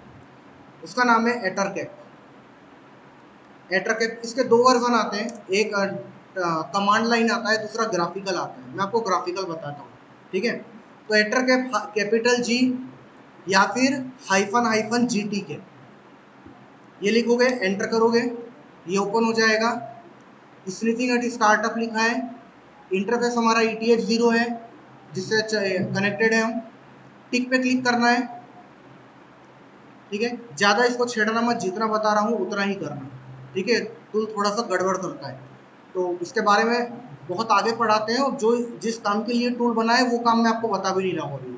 मैं बता रहा हूँ किसी रीज़न से ARP स्कैन, नेट डिस्कवर में आपको ना दिखे, तो आप एटरकैप ओपन करें, यार यहाँ पर ये लिस्ट का आ रहा है, होस्ट लिस्ट, इस पर क्लिक करो, कुछ भी नहीं दिखा रहा है, स्कैन के बटन पे क्लिक करोगे तो आपके नेटवर्क को ये स्कैन करेगा और वापस से आपको सभी IP बता देगा मैक एड्रेस। 3 तरीके बता दिए मैंने, ठीक है।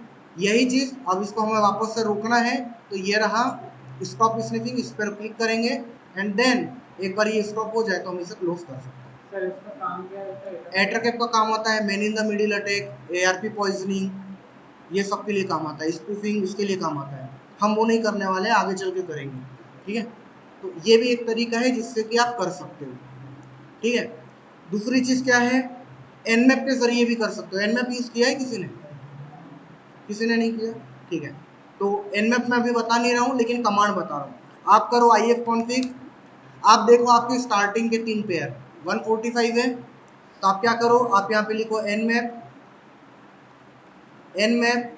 192.168 145 स्टार्टिंग के 3 पेयर लिख दिए 3 पेयर। फिर मैं लिखूंगा 0/24 इतना लिखूंगा, हाइफन वी कर दूंगा ताकि वर्बोस। ठीक है, तो ये मैंने क्या करी, ये मैंने रेंज दी है 145 तक सेम। अब इसमें कैसा आता है, .1 आएगा, .2 आएगा, कहां तक जाएगा, .1 .2, हाँ 255 तक जाएगा। ठीक है, तो पूरे 255 होस्ट को स्कैन करेगा अगर मैं 0/24 लगा दूंगा तो एंटर करूंगा, तो ये देखो पूरे 255 होस्ट को स्कैन करेगा और मुझे बोल रहा है कि इसको 4 होस्ट मिल गए। अभी चारों होस्ट की डिटेल ये लाके दिखा देगा।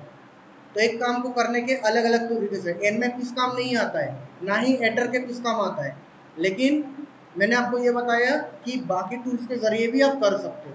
क्लियर? ठीक है, तो अब देखो इसने हमें यहाँ पे बता रहा है ओपन पोर्ट, अच्छा ये पोर्ट भी स्कैन कर दे रहा है, तो पोर्ट मुझे उसे चाहिए नहीं। ठीक है, तो मैं यहाँ पे -SN लगा देता हूँ, 1 पोर्ट पर होस्ट, तो ये सिर्फ हमें बताएगा कि इसको कितने होस्ट मिले। ये मैं आगे में पढ़ाऊंगा। हाँ, वर्बोस, वर्बोस का मतलब वो है जो भी आपको मिल रहा है वो मुझे रन टाइम पे दिखाते जाओ। जैसे कि नेटकेट में हम जो मैसेजिंग कर रहे थे, अगर वर्बोस नहीं लगाता तो मैसेज नहीं दिखता। ठीक है, कनेक्ट होने के बाद कनेक्ट नहीं दिखाता वो। ठीक है, तो अब देखो इसने क्या किया, पूरे 255 होस्ट इसने स्कैन किए, 254 चालू है। ठीक है, 253 बाकी सब डाउन है, डाउन है, डाउन है, डाउन है। ठीक है, और जो भी ऑन रहेगा उसके सामने आपको देखने को 194 ऑन है, तो इसका मैक एड्रेस वगैरह दे दिया, और अब down down down down down. ठीक है, और 1 2 नहीं दिखा रहा है, ये रहा 2 और 1, इसके आगे डाउन नहीं लिखा है, मतलब 1 2 194 और 254 चालू है। क्लियर? तो अलग अलग टूल से भी ये काम किया जा सकता है, ऐसा नहीं है कि आप एक ही टूल पे चिपके रहो और उसी से करो, लेकिन ये उस काम के लिए नहीं बने हैं।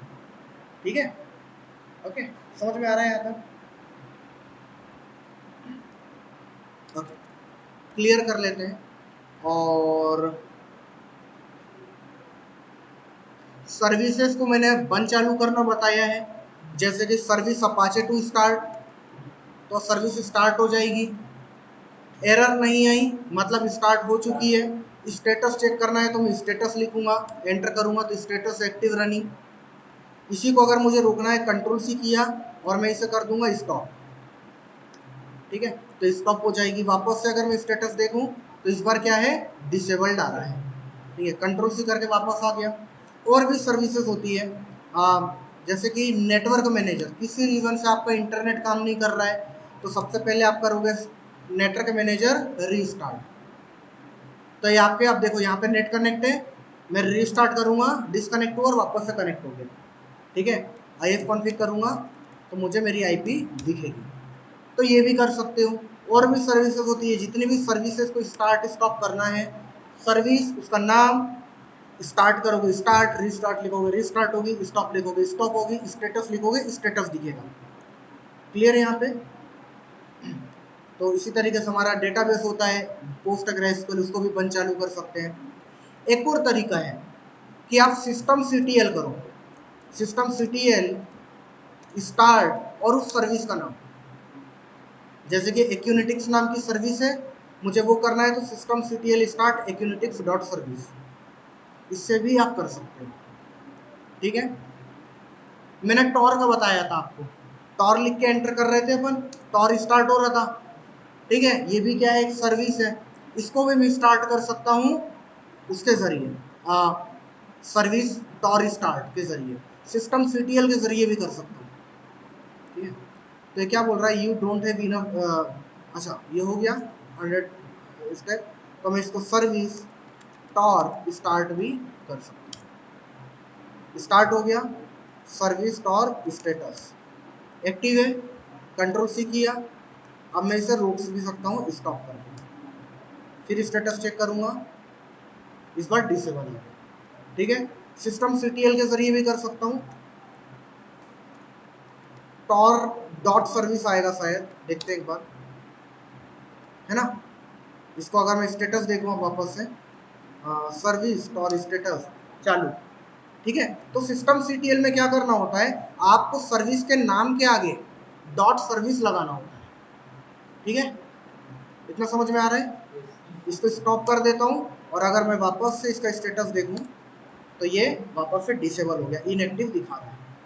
ओके, यहाँ तक कोई भी डाउट? तो एक काम को करने के अलग अलग तरीके, अगर एक कमांड काम नहीं कर रहा दूसरा ट्राई करो। ऐसा भी हो सकता है आप कोई कमांड लगा रहे हो, बाजू वाला दूसरा लगा रहा है, और आप बोल रहे हो अरे इसने क्या कर दिया, ये तो मेरे को पता ही नहीं था। तो बिल्कुल डेफिनेटली है, हो सकता है ये चीज़ें कि कल के टाइम में आप जाओ कोई दूसरा कमांड यूज़ कर रहा हो, वो उसका तरीका हो, आपका तरीका अलग है, आप चाहो तो उसका तरीका भी अपना सकते हो। ठीक है, इसलिए मैंने आपको लिनक्स वाली बुक दी है, पढ़ी थी किसी ने? 2 पेज भी पढ़ना चालू करो। ठीक है, अब आपके टास्क थोड़े और बढ़ गए हैं, बैंडिट भी सॉल्व करना है, नोट्स भी बनाने हैं। ठीक है, जो होमवर्क अलग से दूंगा वो भी करने हैं, और वो जो बुक है वो भी पढ़नी है, 3 से 4 पेज डेली। अब आपका करना तो पड़ेगा लेकिन, ठीक है, थोड़ा टाइम इधर उधर से स्ट्रेच करो, कैसे भी करके। आप 1-1 घंटे नहीं दे पा रहे, 4 पेज नहीं पढ़ पा रहे तो 2 पेज पढ़ लो। ठीक है, 4 लेवल आप बैंडेड की सॉल्व नहीं कर पा रहे, 2 कर लो, लेकिन डेली करना है। ऐसा नहीं होना है कि गैप हो जाए, गैप हो जाएगा आप 0 पे आ जाओगे। समझ पा रहे हो बात को? तो 0 पे नहीं आना है। अभी हमने लगभग 10 घंटे, शायद 10 घंटे से ज़्यादा का कंटेंट हमने पढ़ लिया है, तो वापस 0 पे मैं नहीं चाहता कि आप लोग आओ और आप भी आओगे तो बहुत बड़ा डिमोटिवेशन होगा। ठीक है,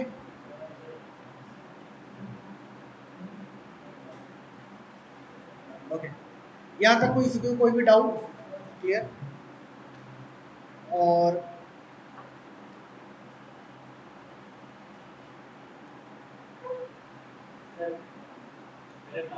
हाँ बोलो। डीप वेब और डार्क वेब में देखो, एक्चुअल में इंटरनेट के 2 ही हिस्से होते हैं, सरफेस वेब और डीप वेब। ठीक है, तो डीप वेब तो आपको पता है क्या है, डीप वेब वो जो कि क्रॉल नहीं हुआ है, जो कि इंडेक्स नहीं हुआ है, जिसको आप बिना एड्रेस के एक्सेस नहीं कर सकते। डीप वेब का एक छोटा सा हिस्सा है डार्क वेब, जहां पर इलीगल काम होते हैं। तो एक्चुअल में क्या है, अगर आप देखो, ये रहा पूरा आपका वेब।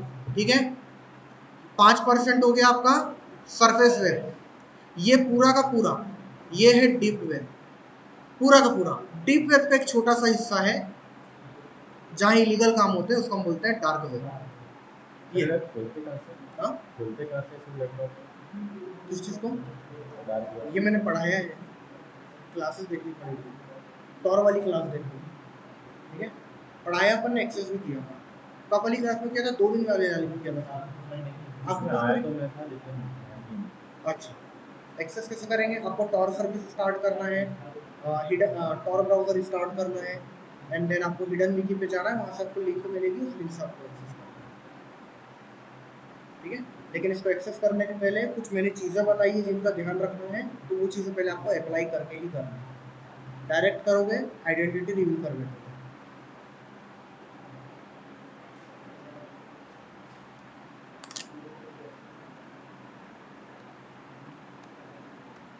ओके, यहाँ तक किसी को कोई भी डाउट, क्लैरिटी आ रही है, समझ में आ रहा है? जो भी करा रहा हूँ सिर्फ यहाँ पे नहीं करना है, घर पे जाके एक बार वापस से करना है। ठीक है,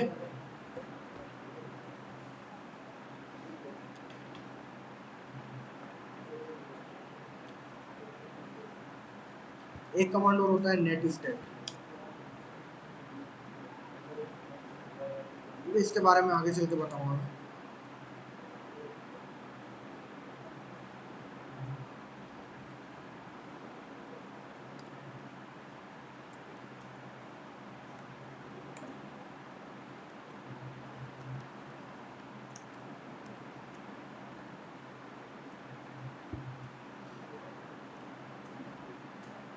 अच्छा, अभी देखो, हम यहाँ पे IF कॉन्फ़िग पे ETH0 क्यों दिखा रहा है? इसका मतलब है इथरनेट। तो हम क्या, जब हम VMware चला रहे हैं तो वो ये समझ के चल रहा है कि हम इथरनेट के जरिए कनेक्ट हैं। ठीक है, हम भले वाईफाई से कनेक्ट है, लेकिन वो मान के चल रहा है हम इथरनेट केबल से कनेक्ट हैं।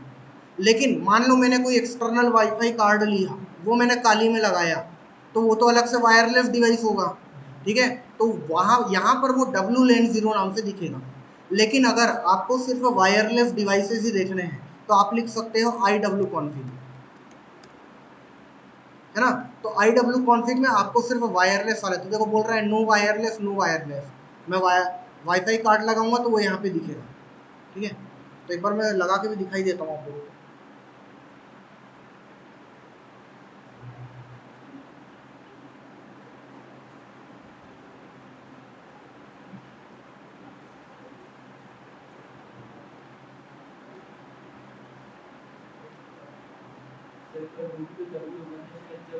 अपने सिस्टम पे होता था क्या काली जो सिस्टम पे हाँ होता था कि अभी हो सकता है VM में होगा, तो VM में अगर वैसे भी होगा तो भी आप देख सकते हो, है ना। एक्चुअल में होगा क्या, अगर आपके सिस्टम पे इंस्टॉल होगा ना तो ETH0 नहीं आएगा, WLAN 0 आएगा। हाँ। अब देखो ये एक्सटर्नल वाईफाई कार्ड है, कुछ नहीं है। जैसे कि मान लो आप डेस्कटॉप चलाते हो, उसमें वाईफाई कार्ड तो आता नहीं है, तो ये एसेसरी 200-500 रुपए की आती है, ये आप लगाते हो तो आपके में वाईफाई का पकड़ने लगता है। तो इसको जैसे मैंने कनेक्ट किया, अब मेरे को पूछ रहा है किससे कनेक्ट करना है, मेन मशीन पे या वर्चुअल मशीन पे, तो मैंने बोला वर्चुअल मशीन पे। यहाँ पे पूछ रहा है काली पे या मेटा एक्सप्लोरेटेबल पे, तो काली पे ओके किया, ठीक है। अब अगर मैं करूँ यहाँ पे आई एफ कॉन्फिग, आ गया WLAN 0, ठीक है। क्योंकि WLAN 0 अभी किसी से कनेक्टेड नहीं है, ये देखो ये मेरा वाईफाई यहाँ दिखा रहा है, ये तो वायर्ड कनेक्शन है ETH0, या अब ये वाईफाई दिखा रहा है यहाँ पे, मैं कनेक्ट नहीं हूँ, इस वजह से क्या हो रहा है यहाँ पे बेसिकली IP नहीं आई, कनेक्ट होगा तो IP आ जाएगी, ठीक है। अगर मुझे यहाँ पे देखना IW कॉन्फिग करूंगा तो सिर्फ वायरलेस दिखाएगा, ठीक है। तो ये रहा वायरलेस, ओके। एक्चुअल में सर पोकोफोन से कनेक्टेड हो चुका है, कनेक्ट है, पोकोफोन से कनेक्टेड है, ठीक है। ये समझ में आया, इसको भी मैं अब, अच्छा, अब जब मैंने इस वाईफाई को कनेक्ट किया तो यहाँ पे कोई ना कोई प्रोसेस बैकग्राउंड में वाईफाई वाली ऑन हो गई होगी, ठीक है। तो चलो उसको तो अपन बाद में कर लेंगे, TOP,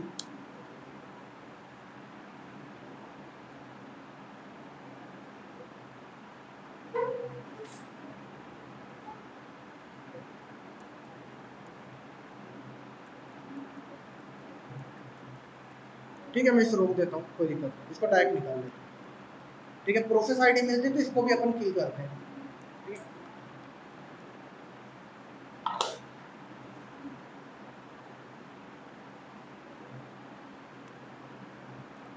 ओके, तो आज की क्लास यहीं पे रोक देते हैं अपन, काफ़ी है।